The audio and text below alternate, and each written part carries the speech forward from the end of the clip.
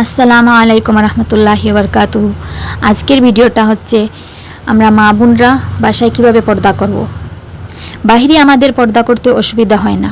বোরকা, বড় হিজাব, হাত মোজা, পা মোজা পরিপূর্ণভাবে পর্দা করে বাহিরে যাওয়া যায়, কিন্তু বাড়িতে আমাদের পর্দা করে চলতে একটু কষ্টকর হয়ে যায়।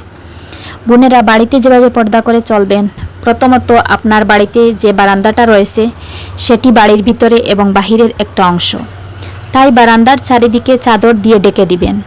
আর সেটি সম্ভব না হলে আপনি বারান্দায় প্রয়োজন ছাড়া যাবেন না, আর প্রয়োজনে গেলে বড় হিজাব পরে যাবেন।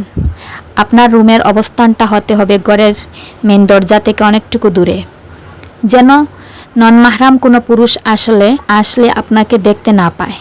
ঘরে নন মাহরাম পুরুষ আসলে আপনি বড় হিজাব পরার সুযোগ না পেলে রুমের দরজা লাগিয়ে রাখবেন, যেন তারা আপনাকে দেখতে না পায়।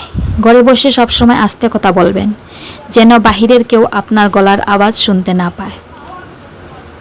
ঘরে মাহরাম পুরুষ থাকলেও আপনি সবসময় বড় ওড়না ব্যবহার করবেন। মাহরাম পুরুষ বলে তার সামনে ওড়না ছাড়া যাবেন না। ঘরের পোশাক হবে একদম কবজি পর্যন্ত ঢাকা বা কনুই পর্যন্ত ঢাকা। পোশাক হবে হাঁটুর একটু নিচ পর্যন্ত, টাইট ফিটিং, দেহের আকার বোঝা যায় এমন পোশাক পরিধান করা যাবে না। সবসময় শালীনতা বজায় রাখতে হবে।